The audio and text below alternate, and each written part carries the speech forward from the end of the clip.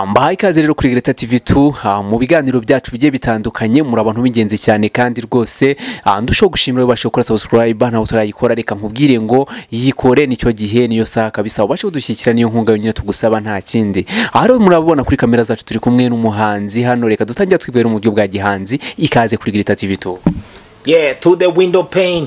I get them in my brain. Sacrifice for the fortune and fame. Low nigga don't fuck with my name. All mama deserve to be king. Got a guap and bomb me the bring. Super Bowl and me the ring. How to go and give me the key. Call the plug and bomb me a kilo. Ski mask, I look like a killer. All of my niggas a dealer, so I be popping on OG vanilla. Man again, like Bobby Nawella. Tell your bitch to watch your manners. In the trench, the bench your gunners. Scumbags and see these comers. They go to war and stand as brothers. This is the moment of silence. Let's pray for no evil, no violence. We need some spiritual balance. Illuminati ain't nothing but fantasy. Gotta play before niggas. Malik 13, yo. Wow. Malik. Warenze one. Warenze kweri. Ngo niba ngari faka nako nabishobora bro. Ni amyuka nyine mana yahaye umuntu ayikoreshe neza to. Mu kinyarwanda turitigati, tuvukanye igati kandi tugomba kurikoresha rikazana umugati. Iminsi myinshi Malik. Iminsi myinshi brother ni umwaka. Shizo umwaka tutabona nye. Yacigiye kinini. Sure. Ku bantu rero batazi Malik reka watwibwira Malik ubundi ni muntu ki Malik ni muntu ki? Malik ni umuntu ari simple cyane. Malik ni inshuti, Malik ni umuvandimwe, Malik ni umuhanzi bintu uri general nagari music gutya. Malik ni umupaintire, Malik yakora handcrafts, Malik yakora carpentry, ariko Malik yari busy cyane kuri music iwe. Rero uyu Malik ndi kuvuga ni njewe ni utawango ndi kuvuga Malik wajango ni undi umuntu. Rero ni kuvuga my new album is out. Album yanje nshyashya hanze. Munshigikire bayita confidential iri kuri ahantu hose kuri Spotify, kuri Apple Music, kuri Amazon, ebana kuri Deezer, kuri Tidal, abantu bakoresha Boomplay, ebana album yanje iri ahantu hose. Mwe mwandikeho XIII mwandike 13 Chiromania murenge yo na izina ryanje Malik.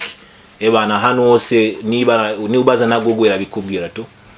That's when you're gonna know who I am from there. Niumva indirimbo zanje ukankurikira ugomba kumenya ushobora kumenya neza kuruta amagambo nshobora kubwira akakanya. Malik murumva ko n'umuntu ukomeye cyane umva n'ibintu akora ni byinshi cyane bye bitandukanye.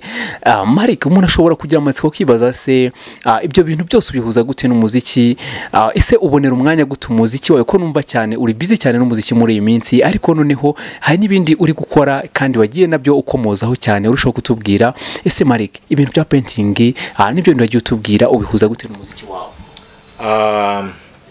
Ubundi muri tricks za kusurvivinga mu buryo bya kubaho ugomba kugira ikintu cyitwa time management. Ugomba kumanaging time yawe. Rero nje ari ukuntu mfite timetable yanje ipanze ukuntu nshobora kubona umwanya wa kupaintinga. For instance nshobora kuba na example muri weekends nyinshi sinnkunda kujya hanze cyane kujya ndi kwikaraga nabandi bantu ahubwo mfata time yanje nkaba ndi gukora ubugeni bwanje cyane nshobora kuba ni art cyangwa handcrafts. Ariko amajoro menshi singobesha majoro menshi mbandi kuri studio mbandi kumwe na big pro wanje ebana Jean Valjean Music. Yo, if you know Jean Valjean Music from GMC Records, ebana we spent a majoro menshi cyane turi gukora ma album turi gukora ebana. That's how I go hard. I spent a majoro studio days. For example kumangwa nkaba ndi gukora bindi bintu ariko weekends nzereza painting.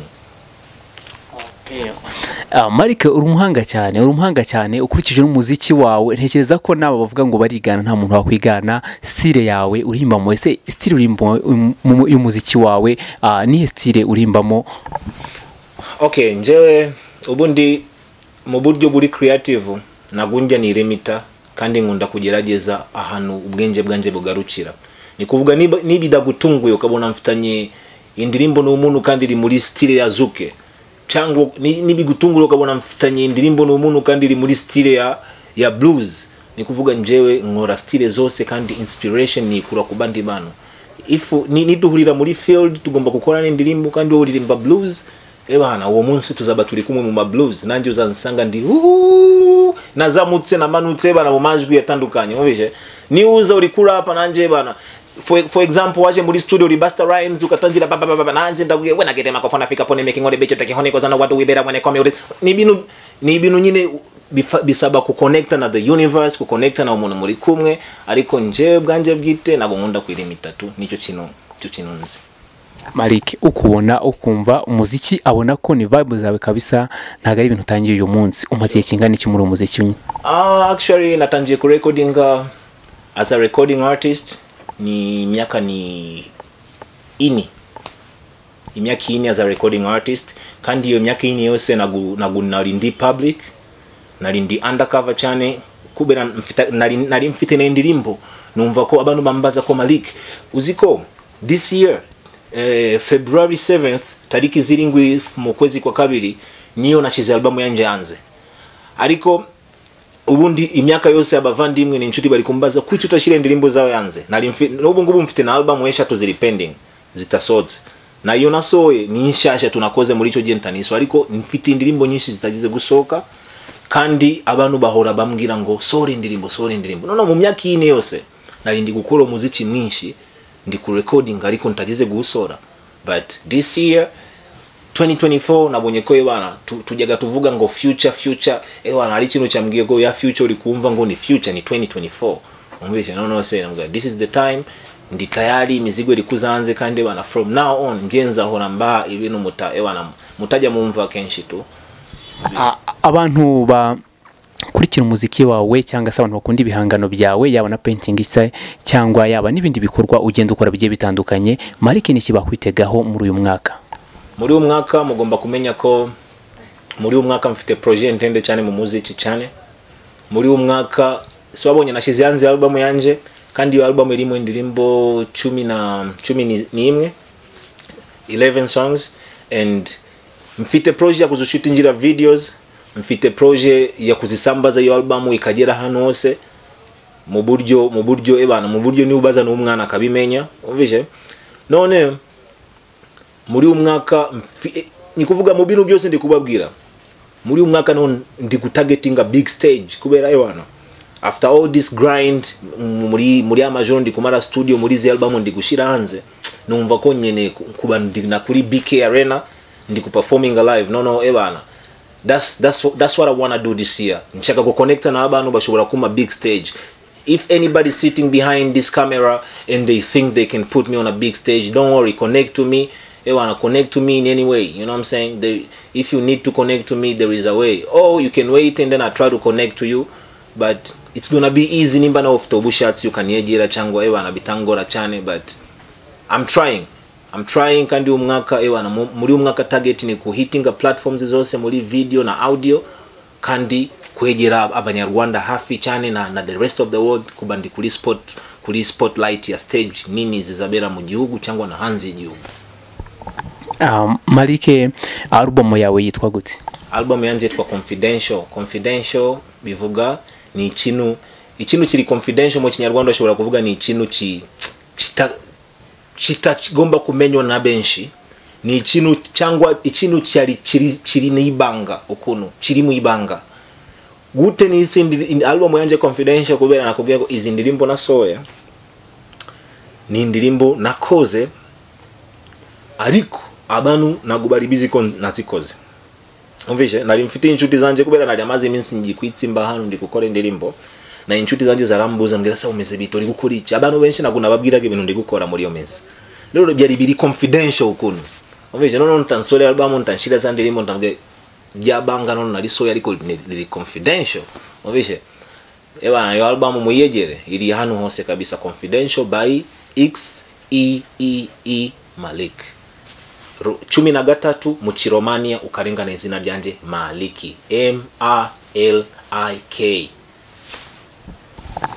Urumva ko Malik ufite ibikorwa bifatika cyane, kuba ubasha gusohora album, ufite akazi kenshi kabisa. Ebana warakoze cyane Malik. Imana iramfasha ikananibutsa ko ngomba gukora cyangwa kava ndakoze. Okay, dusoza Malik, watwibutsa platform umuntu ashobora gusanga ibihangano byawe?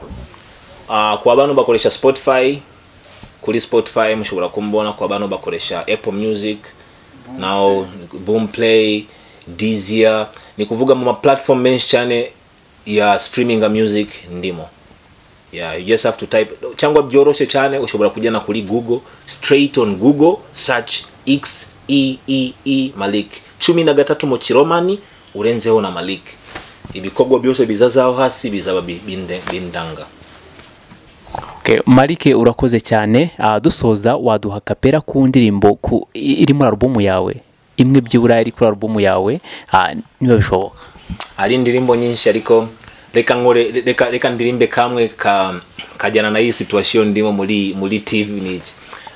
Ari indirimbo yitwa TV Star muri album yanje, cyangwa reka mbabwire na mazina makeya nono mbaririmbire nako kantu nshaka kuririmba muri album. Mfite indirimbo yitwa Sina Noma Nao iri mu Giswahili, mfite indirimbo yitwa Nozu, mfite na indirimbo yitwa TV Star na Huzuni, ni nyinshi ariko ubu ngubu ndi kwibaza sana nibaririmbire Nozu. Reka ndimbe Nozu. Sam. Do you see me now? I'm grown, I got stamina now. I'm making moves, I get money now. Arezu happy go lila. Nozu for this go lila. Do you see me now? I'm grown, I got stamina now. I'm making moves, I get money now. Arezu happy go lila. Nozu for this go lila. Happy ever after. Ha ha. Rolling out some Zaza. Rasta. I'm all about a lifestyle. Good vibes. Yeah, man, that's it. I love it. Hint. Bindi ebana bindi byo mugomba kujya muri ma platforms mukumva neza kuno bimeze. Evan Malik, reka tugushimire cyane. Uri umuhanga Evan. Imirimbire yawe uba wumva ko kabisa biragoye no kwiyumvisha kuri umunyarwanda. Ni ikintu gikomeye cyane kubera umuziki wawe uburyo utwaramo umuziki wawe ni ibintu bitangaje cyane. Subscribe na share kubera they are good people kandi bafite ambitions ya kuzamura abanyarwanda nanje. Yeah, that's it. Thank you so much. Arakoze cyane rero. Nkomeza gushimira ukurikira Grita TV2 kandi nkwifuriza kugubwa neza aho uri hose. Ibiganiro byacu nakagaruka mbibutsa ko dugiye kubategura filime nziza cyane muzakurikirana hano kuri Grita TV2. Ciao rero, bye bye. Mwari muri kumwe na Rugero Pro. Bye. Okay.